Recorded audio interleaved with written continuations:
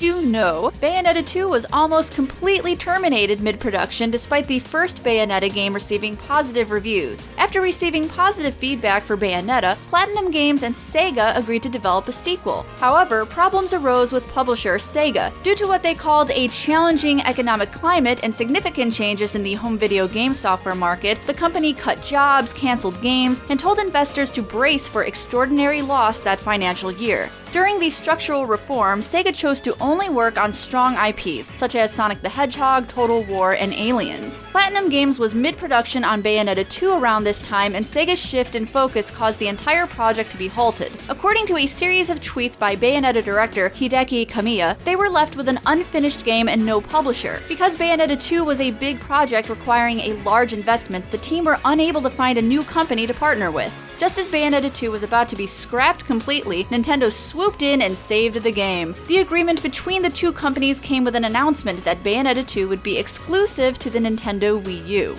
Upon hearing of the switch in platforms, many fans took to social media to express their anger, accusing PlatinumGames of alienating their core fans. Many were upset with the idea of having to purchase a Wii U to keep up with the series, and asked whether Bayonetta 2 would eventually be released on other platforms. Kamiya addressed the fans' concerns on Twitter, explaining that without Nintendo, there would not be a Bayonetta 2. As for being released on a platform other than the Wii U, Kamiya tweeted, "How about trying to ask Nintendo? If Nintendo does not say yes, it's not going to happen. While you're at it, try asking for Mario and Zelda too." Many fans worried that the game would be censored, as Nintendo has a reputation for creating family-friendly content. AKIKO KURODA, a producer at PlatinumGames, explained that the company was concerned about having to make adjustments for Nintendo users. The team was pleasantly surprised when Nintendo gave them free reign to create the game they wanted.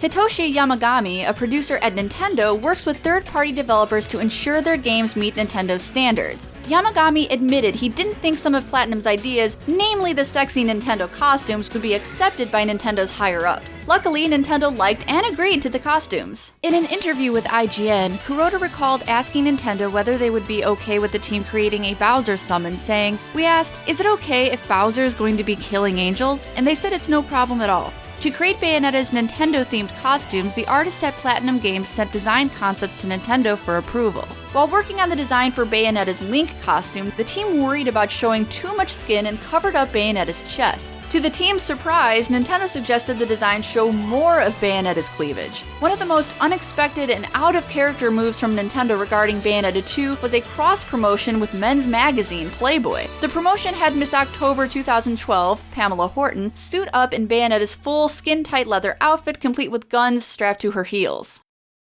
One of the most unique features in the Bayonetta games is the language spoken by angels.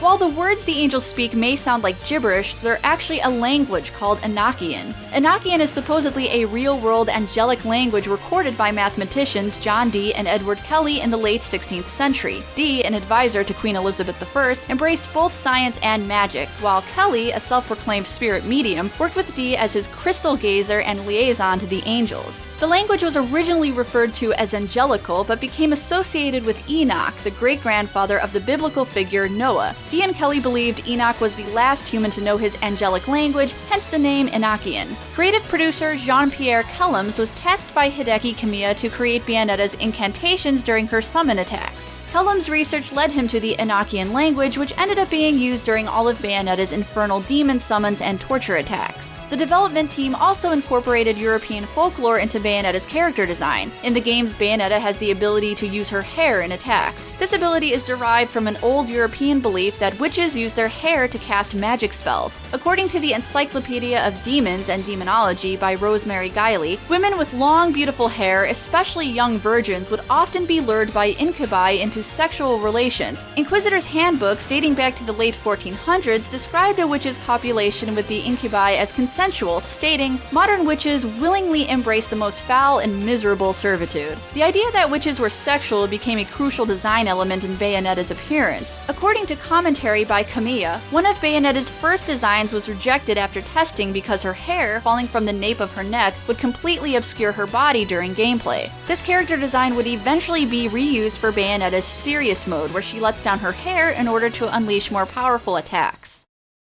Many former employees of Capcom's defunct Clover Studios now work at Platinum Games. Because of this, callbacks to games made by Clover can be found throughout Bayonetta. In the opening graveyard scene of the first Bayonetta, a gravestone with the name Team Little Angels can be found. This is a reference to the internal Capcom development team that worked on Devil May Cry, known as Team Little Devils. Another tombstone reads, Joe, Red Hot, Home Run Hitter. This is a reference to the game series Beautiful Joe, which was formerly produced by Clover Studios. There were also several Resident Evil references located throughout the first Bayonetta. While inside Rodin's shop, he will say, "Hey, check this out, what are you buying?" Heard that in a game once. This is a reference to the merchant from Resident Evil 4. What are you buying?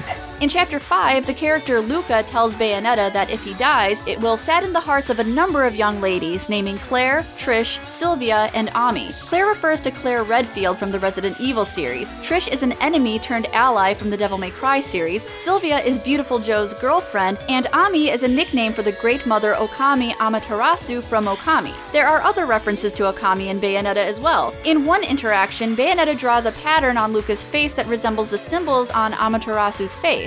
Additionally, Bayonetta's Panther Within technique emulates Amaterasu's flower trail. Instead of sprouting bright, colorful flowers, however, Bayonetta's trail sprouts black flowers with skulls. In one scene, Bayonetta and Enzo are attending the funeral of Eggman the Destroyer. This is a nod to the publisher Sega's most infamous villain, Dr. Ivo Robotnik, more commonly known as Eggman from the Sonic the Hedgehog series. The Xbox 360 and PS3 versions of the first Bayonetta were released at the same time. Sadly, they offered players two very different experiences. The decision to create a PS3 version of Bayonetta came as an afterthought. According to Platinum Games CEO Tatsuya Minami, the studio passed the task of creating the PS3 port to the in-house team at Sega, their publisher. Sega chose to reveal the PS3 version at a special event in Tokyo called Feel Bayonetta. Unfortunately, the final port had washed-out colors, lower resolution textures, lengthy load times, an erratic frame rate, and control issues. In a later interview, producer ATSUSHI INABA explained, "The biggest failure for Platinum so far, the one that really sticks out in my mind, is that port. At the time, we really didn't know how to develop on the PS3 all that well, and whether we could have done it is irrelevant. We made the decision that we couldn't. But looking back on the result, and especially what ended up being released to users, I regard that as our biggest failure." Don't forget to subscribe to Did You Know Gaming for more facts and trivia. If you liked this video, give it a like, and if you're a fan of Metal Gear, click the annotation on the screen to watch our video on Metal Gear Solid. While you're at it, why not also take a look at my videos too? I'm PushingUpRoses, by the way. Hi. Do you like sexy games like Bayonetta? Then why not take a look at my video on Harvester? Yeah, it would probably take a very sick person to find Harvester any kind of arousing, but come on, you know you want to check it out. And hey, maybe you'll even find other neat things on my channel, so go ahead, click on those annotations.